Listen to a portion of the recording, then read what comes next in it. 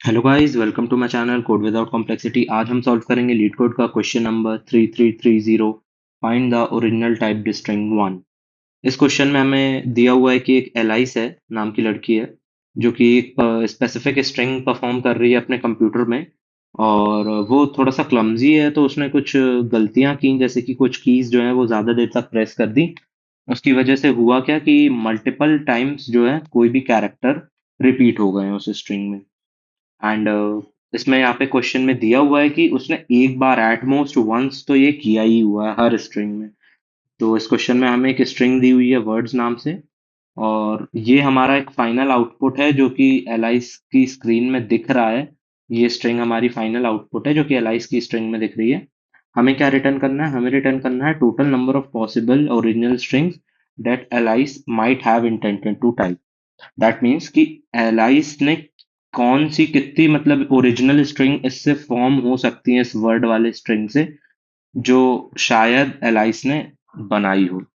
तो हमें इसकी नंबर ऑफ पॉसिबिलिटीज निकालनी है, number of possible original string single string से। एग्जाम्पल से समझ लेते हैं क्वेश्चन कह क्या रहा है। इस एग्जाम्पल में हमें एक स्ट्रिंग दी हुई है ए बी बी सी सी सी। यहाँ पे ए की फ्रिक्वेंसी 2 बार है, सी की फ्रिक्वेंसी 4 बार है, ए की फ्रिक्वेंसी सिंगल टाइम है ये। तो हमें रिटर्न करना है कि कितनी number of possible string original strings हो सकती थी प्रेजेंट। तो यहाँ पे क्या गलती कर रही है एलाइस कि उसने कुछ कैरेक्टर्स की बटन काफी देर तक प्रेस कर दी, उसकी वजह से नंबर ऑफ रिपीटिंग कैरेक्टर्स आ गए यहाँ पे। और ये गलती उसने सिर्फ एक ही बार करी है हर स्ट्रिंग में। यहाँ पे क्वेश्चन में मेंशन्ड है that she is aware that have done at most once. मतलब कि कोई भी स्ट्रिंग में उसने एक बार बस गलती करी है, एट मोस्ट सबसे ज्यादा एक ही बार किया है कहीं ना कहीं।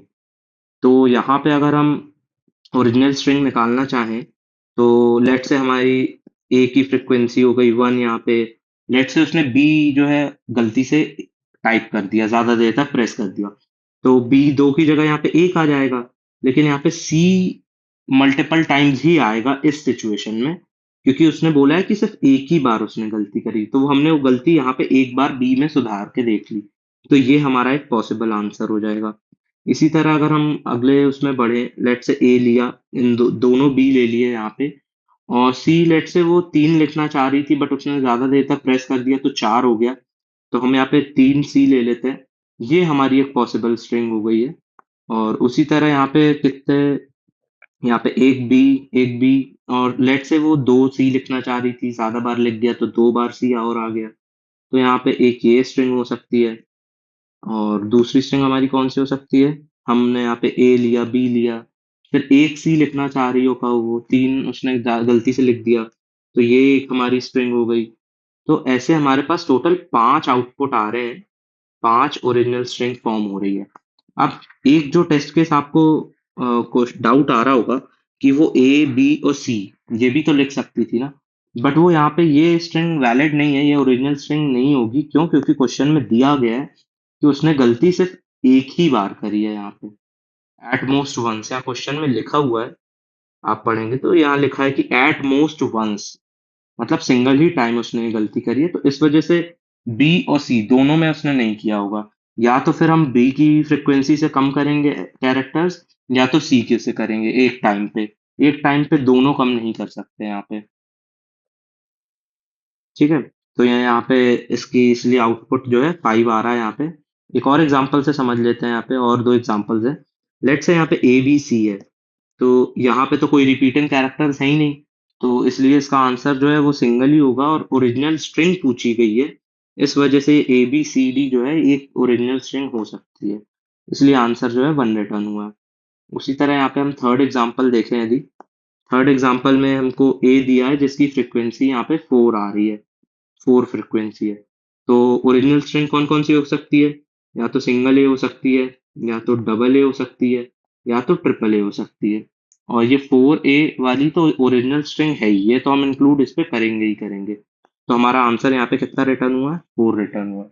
चलिए अब हम इसकी ऑब्जर्वेशन एंड अप्रोच देख लेते हैं। तो सबसे पहली चीज जो हमने यहाँ पे ऑब्जर्व करी वो ये है कि आंसर्स जो है नंबर ऑफ फ्रिक्वेंसी की वजह से इंक्रीज हो सकता है। तो number of frequency will increase the increase the answer. तो ये हमारी पहली ऑब्जर्वेशन है कि जितनी ज्यादा यहाँ पे फ्रीक्वेंसी होगी, यहाँ पे एक ही लेट से 4 फ्रीक्वेंसी थी, तो इसका आंसर हमारा यहाँ पे 4 रिटर्न होके आ रहा है। और दूसरी चीज हमने यहाँ ये ऑब्जर्व करी कि एट मोस्ट वंस ही गलती हुई है एक स्ट्रिंग में। एक ही बार आप एलाइस ने गलती करी होगी, लॉन्ग प्रेस किया होगा कोई भी की को।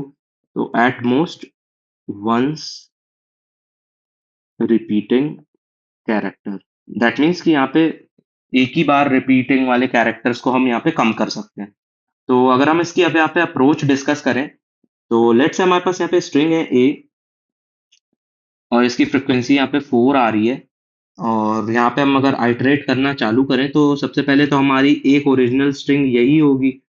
तो लेट्स से हम यहाँ पे एक रिजल्ट नाम का अपना एक वेरिएबल डिफाइन कर लेते हैं, रिजल्ट। तो ये यहाँ पे रिजल्ट, इसके बाय डिफॉल्ट हम वैल्यू जो है वो 1 स्टोर करा देंगे। और यहाँ पे हम आइटरेशन 1 इंडेक्स से चालू करेंगे स्ट्रिंग में। ये 0 इंडेक्स है, ये 1 है, ये 2 है, ये 3 है। तो हम 1 इंडेक्स से चालू करेंगे, और यहाँ पे एक प्रीवियस नाम का और बना लेंगे यहाँ पे हम वेरिएबल, जिसमें हम स्टोर कर लेंगे कि अगर हमारा प्रीवियस कैरेक्टर हमारे करंट स्टैंडिंग कैरेक्टर के सिमिलर है, दैट मीन्स कि इसकी फ्रिक्वेंसी जो है वो इंक्रीज हुई है। तो हम यहाँ पे प्रीवियस में इसको स्टोर करा लेंगे, इस कैरेक्टर को। तो ये यहाँ पे मैच हो गया है, तो हम यहाँ पे क्या करेंगे कि जब भी हमारा प्रीवियस मैच हो जाएगा, तो हम रिजल्ट +1 कर देंगे। दैट मीन्स कि ये यहाँ पे अगर हम यहाँ पे लेट से हम अभी 2 ए है हमारे पास इस स्ट्रिंग में, प्रीवियस वाला स्ट्रिंग भी ए ही है यहाँ पे, और हम करंट इंडेक्स पे ही ए पे खड़े हैं। तो यहाँ पे 2 पॉसिबिलिटी है, या तो एक ए रहा होगा, या तो डबल ए रहा होगा। इस वजह से है यहाँ पे हम रिजल्ट में अपडेट कर रहे हैं। उसी तरह जैसे ही हम इस पे आगे बढ़ेंगे, करंट इंडेक्स 2 पे आ गए हम, तो हमने देखा क्या ये हमारे प्रीवियस से बराबर है। तो यस, यहाँ पे ये प्रीवियस के बराबर है, तो एक और पॉसिबिलिटी हम जोड़ देंगे। 3 पॉसिबिलिटी यहाँ पे कैसे हो गई, 3 स्ट्रिंग की, 3 कैरेक्टर की। या तो सिंगल ए रहा होगा, या तो डबल ए रहा होगा, और 3 ए वाली तो ऑलरेडी है ही हमारे पास ओरिजिनल स्ट्रिंग। दैट्स वाई यहाँ पे हमने रिजल्ट में +1 कर दिया। जैसे ही हम अपने अगले इंडेक्स पे बढ़े आगे, हमारा 4th ए मिला, तो हमने फिर से प्लस कर दिया क्योंकि ये प्रीवियस से मैच कर रहा है। और 4 पॉसिबिलिटी कैसे हो गई यहाँ पे, 4 कैरेक्टर्स हैं यहाँ पे, या तो सिंगल ए रहा होगा, या तो डबल ए रहा होगा, या तो ट्रिपल ए रहा होगा। और ओरिजिनल 4 वाला ए तो है ही हमारे पास। दैट्स वाई यहाँ पे आंसर में हमारे पास हमने +1 कर दिया, और इसका ओरिजिनल आंसर जो है वो 4 आ रहा है। तो ये यहाँ पे हमारा आंसर होगा। तो ये है हमारी अप्रोच यहाँ पे। अब चलिए हम इसको सूडो कोड कर लेते हैं नीचे। सूडो कोड में हम सबसे पहले अपने एक इंट n नाम का वेरिएबल ले लेंगे, जिसमें हम अपने स्ट्रिंग की अ, यहाँ पे हमारे को स्ट्रिंग जो है वो वर्ड दी हुई है, तो हम वर्ड की लेंथ स्टोर करा लेंगे। क्योंकि यहाँ पे वर्ड स्ट्रिंग है, तो हम लेंथ में ब्रैकेट्स लगाएंगे। और एक हम कैरेक्टर ले लेते हैं प्रीवियस नाम से, जिसमें हम प्रीवियस कैरेक्टर स्टोर करके अपना चेक करते जाएंगे कि फ्रीक्वेंसी क्या आ रही है। तो यहाँ पे हम अभी करेंटली जो भी हम 0th इंडेक्स पे कैरेक्टर होगा वो इनिशियलाइज कर देते हैं यहाँ पे। तो word dot char at 0th index. और फिर उसके बाद हम एक अपना इंट रिजल्ट नाम का वेरिएबल ले लेते हैं, जिसमें हम स्टोर करते जाएंगे हमें कितनी स्ट्रिंग्स मिल रही हैं। तो इनिशियली हम इसकी वैल्यू 1 दे देंगे, क्योंकि हमारी ओरिजिनल स्ट्रिंग जो हमें वर्ड नाम की मिल के आ रही है, वो तो ओरिजिनल होगी ही होगी। दैट्स वाई हमने यहाँ पे इसकी वैल्यू इनिशियली 1 ही डिफाइन करी है रिजल्ट वेरिएबल की। तो सिंपली हम एक सिंगल फॉर लूप लगा के इनिशियलाइज करते हैं, 1 से चलेगा ये n तक फॉर लूप, और चेक कर लेंगे कि इफ अगर हमारा वर्ड डॉट, हम जिस भी करेंट इंडेक्स पे खड़े हैं, वर्ड डॉट कैर एट आई पे खड़े हैं हम अभी करंट इंडेक्स, अगर वो जो है इक्वल हो जाता है हमारे प्रीवियस के, अगर ये इक्वल हो जाता है हमारे प्रीवियस के, तो उस केस में हम क्या करेंगे यहाँ पे, उस केस में हम अपना रिजल्ट में ऐड कर देंगे इसको, रिजल्ट प्लस प्लस कर देंगे यहाँ पे। और अगर ऐसा नहीं है, इफ कंडीशन ये वाली नहीं चली, कोई नया कैरेक्टर आ गया है, तो हम सिंपली अपना प्रीवियस अपडेट कर देंगे यहाँ पे। तो हम यहाँ पे previous is equals to word dot char at i, जिस भी इंडेक्स पे हम खड़े हैं। तो ये हमारा एल्स कंडीशन लगेगा, और लास्ट में हमको फॉर लूप से हम बाहर आ जाएंगे और सिंपली हम यहाँ पे लास्ट पे रिटर्न कर देंगे अपना रिजल्ट। ये हमारा सूडो कोड हो गया। चलिए अब हम इसकी यहाँ पे टाइम कॉम्प्लेक्सिटी की बात करें तो टाइम कॉम्प्लेक्सिटी हमारी यहाँ पे ऑर्डर ऑफ एन हो जाएगी, क्योंकि हमने यहाँ पे single one for loop use किया है। और हमारी जो ये टाइम कॉम्प्लेक्सिटी हो गई, और हमारी जो स्पेस कॉम्प्लेक्सिटी होगी वो यहाँ पे ऑर्डर ऑफ वन हो जाएगी, क्योंकि हमने यहाँ पे एक दो ही वेरिएबल यूज किया है, तो इसकी स्पेस कॉम्प्लेक्सिटी आप order of one he consider कर सकते हो। चलो इसको कोड करके देख लेते हैं लीड कोड में।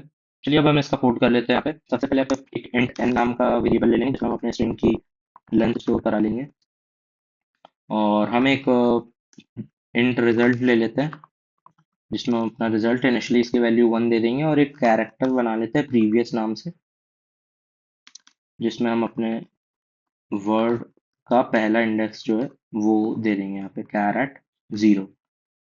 और फिर उसके बाद हम सिंपली आइटरेशन चालू करते हैं। इंट आई जो है वन से चलेगा, आई एन प्लस प्लस, और चेक कर लेंगे इफ लगा के कि इफ अगर हमारा वर्ड डॉट कैर एट आई अगर वो प्रीवियस के बराबर हो जाता है तो उस केस में हम अपना रिजल्ट जो है उसको इंक्रीमेंट करा देंगे।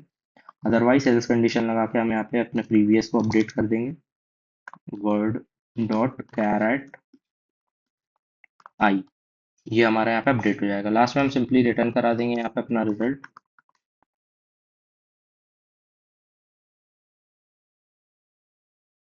चलिए इसको रन करके देख लेते हैं। इसके एग्जांपल टेस्ट केसेस चल गए, सबमिट करके देख लेते हैं।